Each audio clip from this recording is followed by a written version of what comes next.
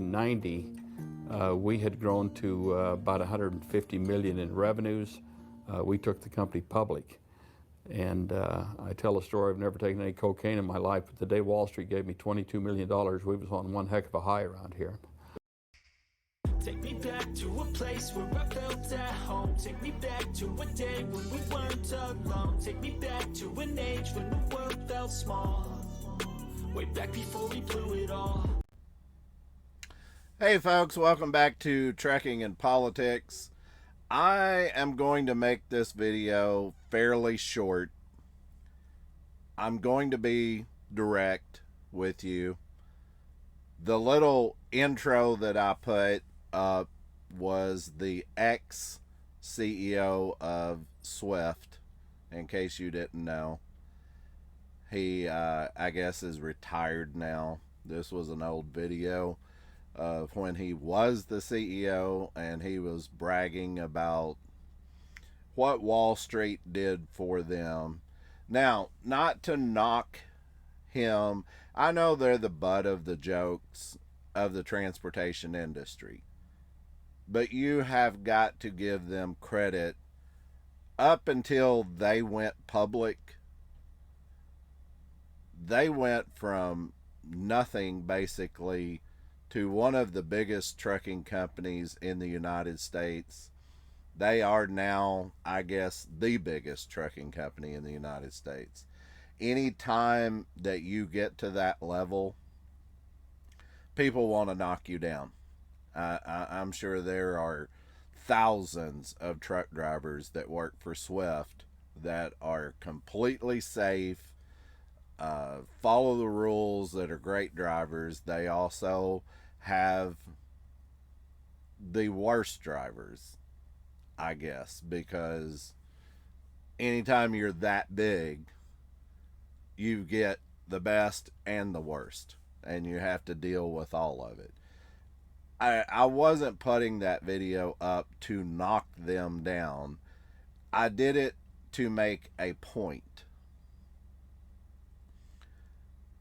He was saying that when Wall Street gave them the millions of dollars, what was it, 22 or 23 million dollars to go public, you know, everybody was on a high around there. In my opinion, that is a lot of what is wrong with this industry. Corporations, lobbyists, Wall Street, investment groups, and funneling money into the federal government to scratch each other's backs. It gives them, in my opinion, an unfair advantage to the little man out here just trying to make a living. They suck up and absorb the industry and control it. A lot of people disagree with me on that. I know one commenter for sure totally disagrees with me and says the government has nothing to do with what's wrong. The lobbyist groups, the corporations, they control what they control, but they don't control the industry. That's his opinion. And he and I have had some words because he and I do not share the same opinion. Now, this leads up to my questions, and I'm going to get right to it, right straight out. I want to get a feeling here of where we stand. I'm at somewhere around 1,300 subscribers to this channel. It's not a huge channel. It's not got a lot of reach. I think my last video I put out only had 90 views on it. People didn't like that video for some reason or other. A lot of what people want to watch on YouTube is what I call the glitz and glamour. You know, they want to watch cop chases, domestic disputes, someone getting beat by cops, you know, breaking into stores, stealing cell phones, you know. There's one YouTube guy, and we're not supposed to down YouTube uh, creators.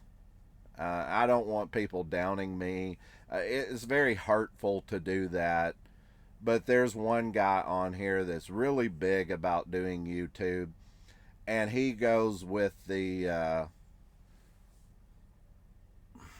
I don't know, like a neon heading out here.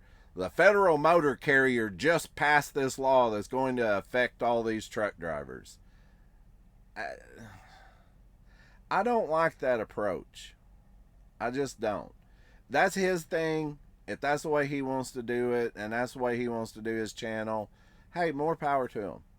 You know, if that's his thing and that's how he gets views and everything, I think what it is he's done videos long enough on YouTube.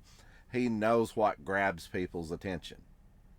You know, just like throwing something out there, you know, the government is going to do this to truck drivers and it's going to end your career. You know, and people just click, click, click. Oh my gosh, what is the government going to do? You know, it's fear mongering.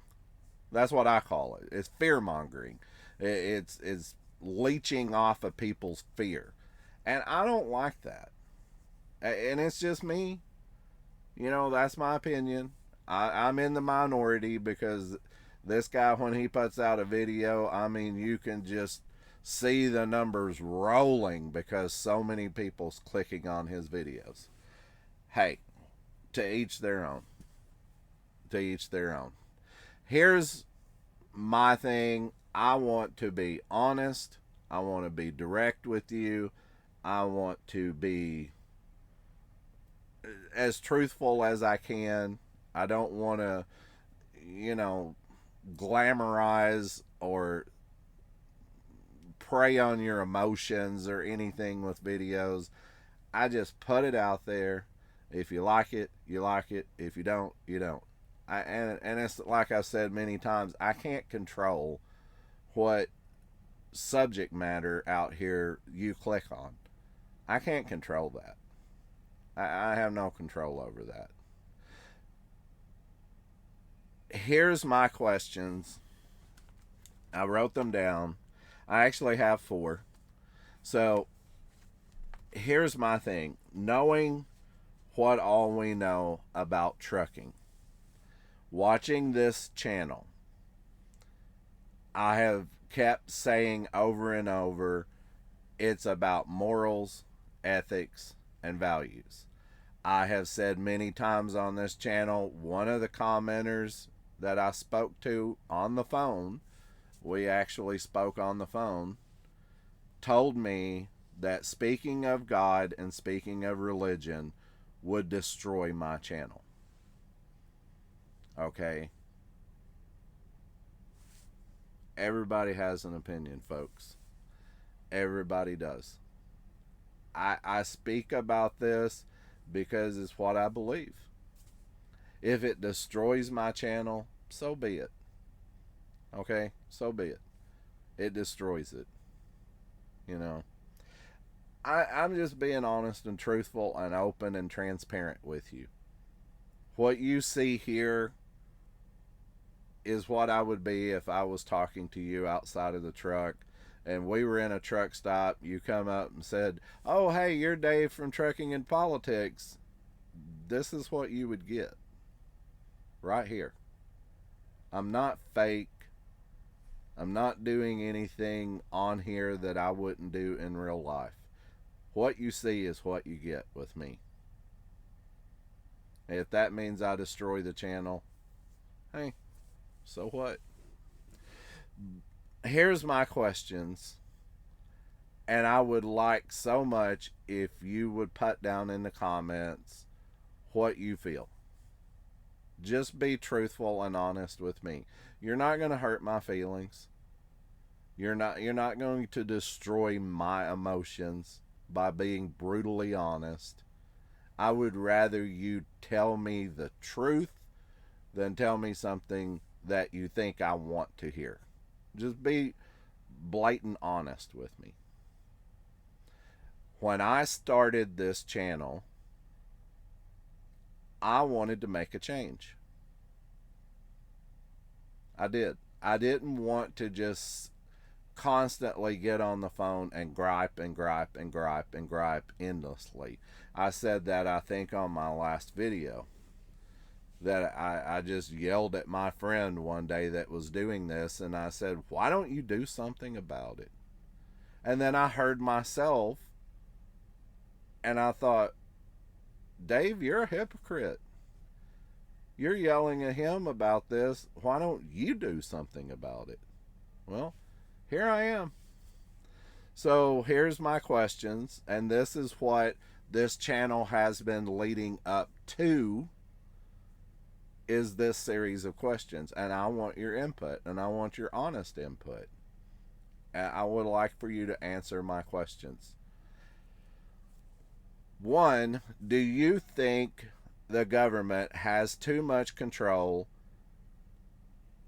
over the transportation industry, such as mandatory DEF systems, mandatory ELDs, the onboard safety systems, the lane assist and the beep, beep, beep? This truck has all of that crap on it.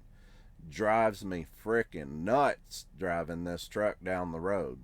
You just barely get over a little bit, and it's beep, beep, beep, beep, beep, and you get within two truck lengths of a car in front of you, and it's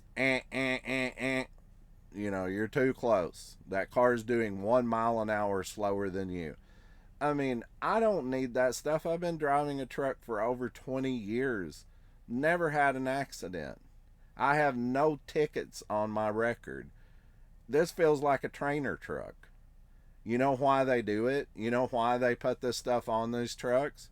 Insurance. To make their insurance cheaper. That's the truth.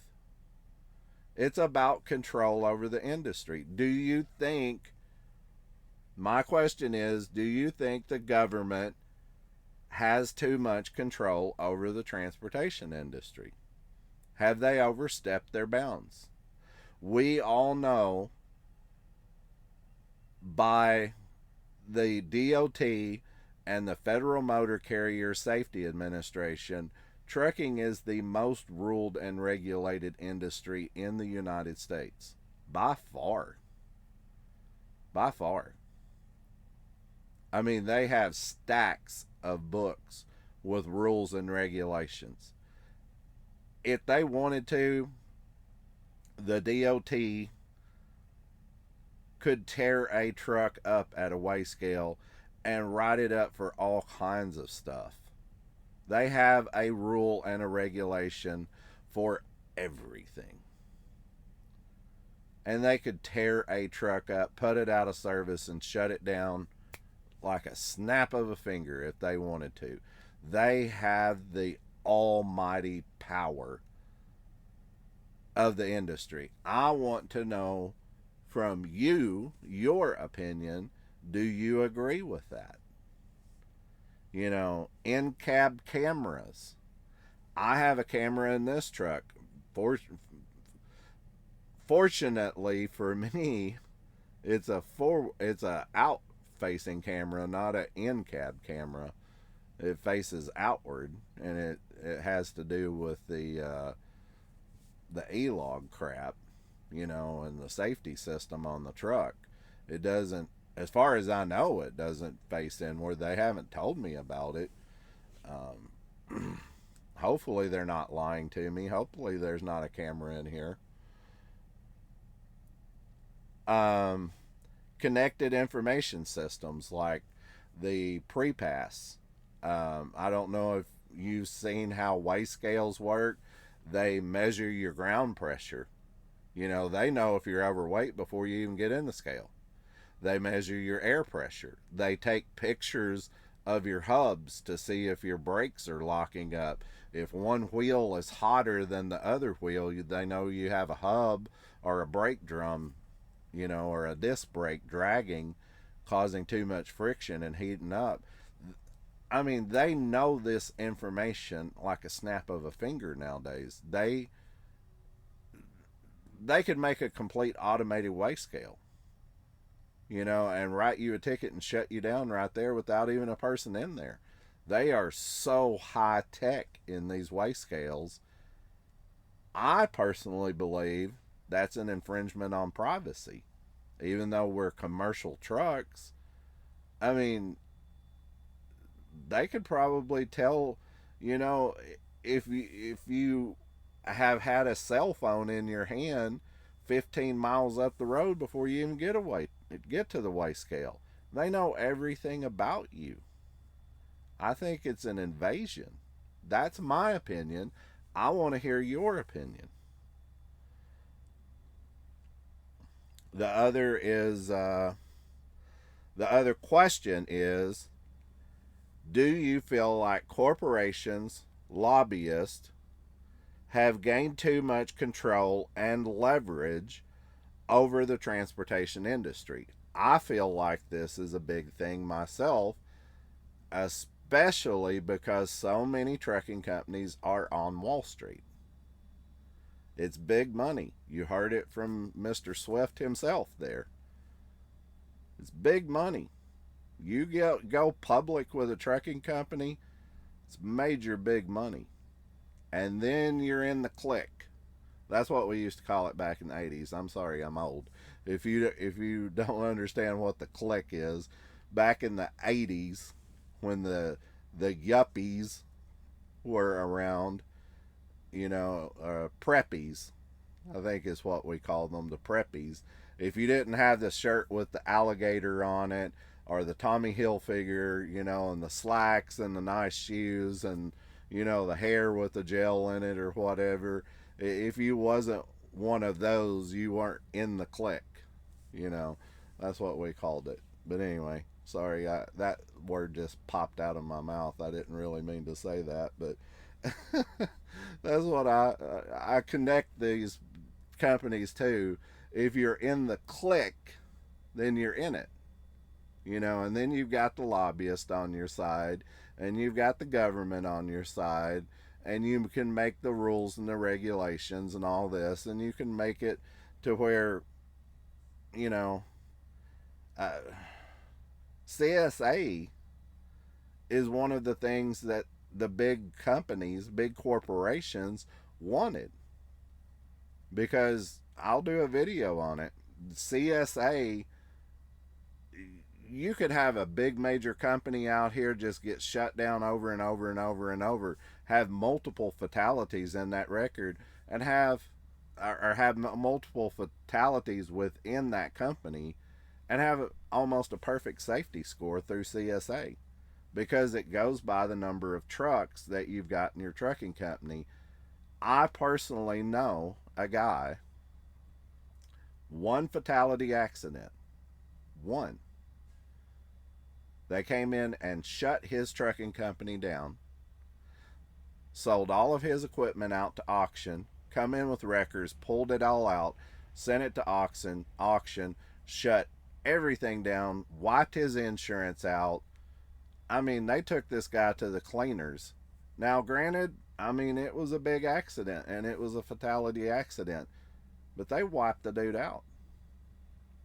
You could be a major corporation trucking company out here and have 7 fatalities, and they don't do anything. I mean, insurance will hit them and hit them hard.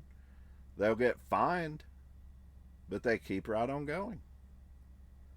I don't think that's fair. I don't think it's fair. And CSA is set up like that. And they want it set up like that. So that's my opinion. I want to hear your opinion. Do you think the corporations and lobbyists have gained too much control and leverage over the transportation industry? I feel so. I feel like that's so. Do you? Number 3, has trucking and the transportation industry gone too far to be brought back to its glory days of where we had true owner operators and true independent companies out here that were self regulated?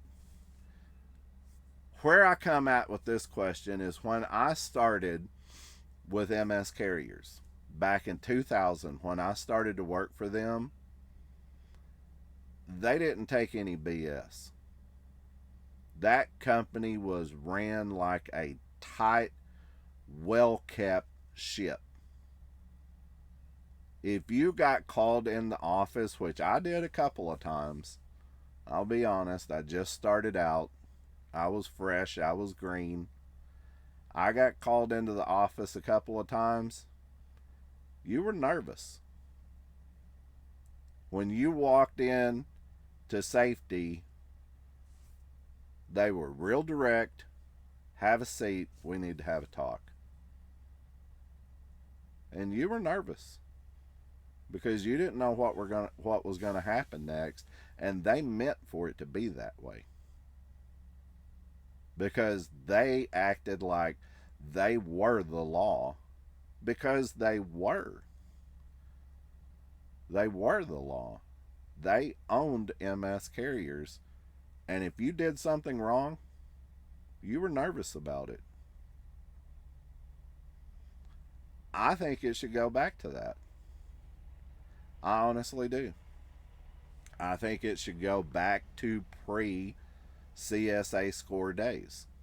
I think it should go back to pre-Federal Motor Carrier Safety Administration days. I've showed that chart before on this channel. I'll do it again. But the number of trucks on the road was going up. The number of accidents was going down. And they passed the Federal Motor Carrier Safety Administration anyway. Because they said the trucking industry was getting too out of control and it needed to be regulated. I don't think that's what happened. I think it was the executives, the corporate executives, the lobbyists, the crooked politicians, all of these people was wanting to give corporate America the upper hand in the transportation industry. That's why they put the word safety in the Federal Motor Carrier Safety Administration. They put that word in, safety, because we're all about safety. Well, in the last few years, truck accidents have went up. Since the ELD got implemented, go look for yourself. I'll put the chart back up. I've showed it before in a previous video. I'll put it back up. The wrecks have went up. And some of them have been really bad wrecks. It goes against what we're trying to achieve. It shows, the immorality that is being shoved into the transportation industry here. They're immoral. They're unethical. They don't have any values to themselves. It's all a big cash grab at whatever expense. I feel like that. I think it should be going back to the way that it was. Do you think we have gone too far with this to bring it back to the glory days? I think we can bring it back, but it's going to take a monumental effort to get it back. It's going to be one of those things that all hands are on deck, all hands are on board. We're going to have to heave ho and and get this thing back on track. And is it worth it? And that leads up to my last question. This is what I have been leading up to with this channel. My last question is, if we here at Trucking and Politics, with my subscribers and with my commenters, fans, whatever you want to call it, with all of us together and gaining more as we go with this, do you think if we were to start a group that centered around our rights as free Americans and business owners, can we gain traction, get more truck drivers, independents, small businesses, shippers, receivers, and others on board with us so we can actually make a change in this industry? Here's a little thing. I'm going to put it up. I don't know which side yet. I haven't done the edits on my video, but I'm going to put something up here. It was just something I made up real quick today. A little thing called the United Truckers Association of America. I think it has a ring to it. It's not a lobbyist group. It's not a union. It is a collection of free-thinking, like-minded truck drivers, small business owners, shippers, receivers. You know, the small guys. Remember Alan Jackson's song, The Little Man? You know how Main Street has been sold out and corporations come in? Go back and listen to the song. It's a great song. Real catchy song. I like it. Alan Jackson. I've went through it so many times. I've lost jobs because of corporations.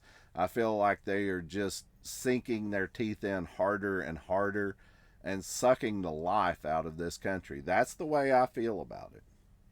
That's my personal opinion. If we started a group like this, we would have to have a monumental effort. We would have to have so many people on board. And it wouldn't be just truckers. That's why I kind of, to be honest, I don't like the UTAA, the United Trucker Association of America, because it's just truck drivers. I think there needs to be a lot more to it than that. I really do. I think there needs to be a lot more. I think we need to get more of small town America, get farmers involved, get small business owners involved that can't get shipments to their businesses. And I've talked to so many of those when I was booking my own loads, because I'll give you an example. There was a winery, and it's in Arkansas. They had a shipment going to this, I don't know what it was. It was like a lodge, a little wine tasting resort thing in Missouri. And the load only went like 300 miles. It went from Arkansas to Missouri. They had so much trouble getting this load pulled. And I called about it. It was on the load board. And they said, and it sounded different. It was weird how they started it out, because they said, we've only got 4 pallets of wine. You don't need a permit. You don't need anything special. We just need a drive-in trailer. It's a partial load. And every time they say partial loads, I thought, oh, great, I'm going to get screwed on this one, because partial rate, or partial load, means partial rate. And the broker said, are you empty? Can you come pick the load up? And I said, I am empty and I can pick it up. I have hours and I can deliver it today or first thing in the morning, whichever one you like. He said, shoot me the price. And I said, is this a bid load? And he said, no, it is not. Shoot me a price. And I was thinking, okay.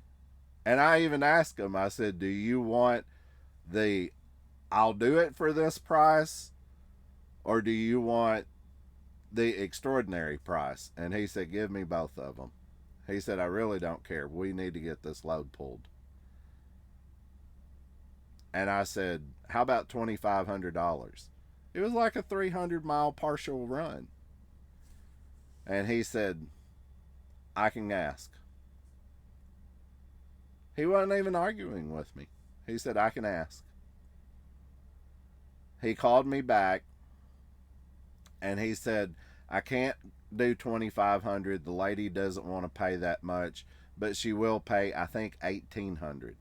$1,800 for 300 miles with a partial load that weighed like 4,000 pounds.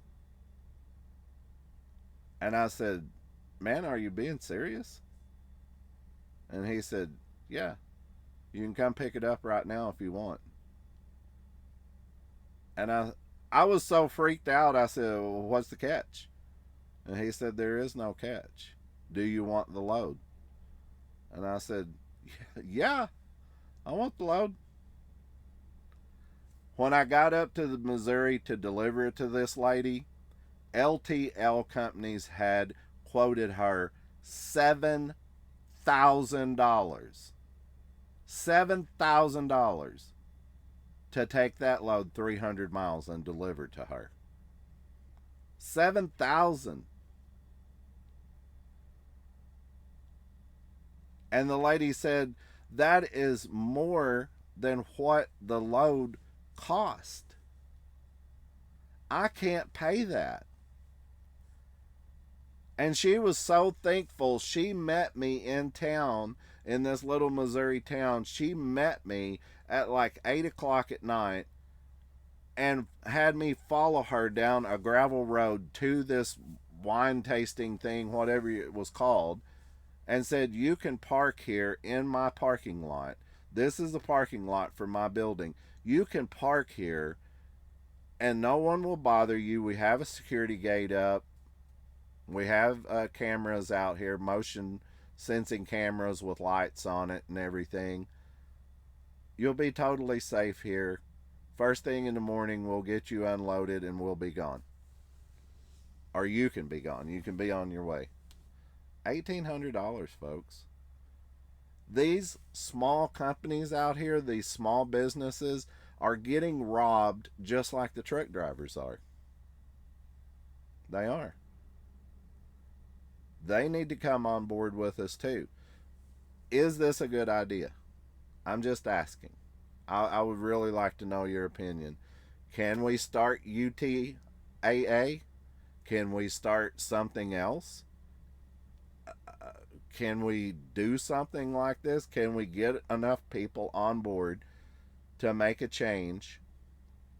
Or are we going to be a bunch of pessimistic truck drivers? Oh, I'm getting out of it in 2 years. I could care less what happens to trucking. Folks, I think we can make a change. I am I am a constant optimist.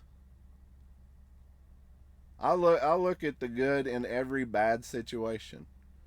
At times I get down, I get frustrated. I'll yell and mouth off and blow some steam off just like everyone else. But I always think that there is a silver lining somewhere. It's just the way I am. It's the way I've always been. I think it would work. I think it would work. Get the right people in here. Get the right people on board. Get enough people.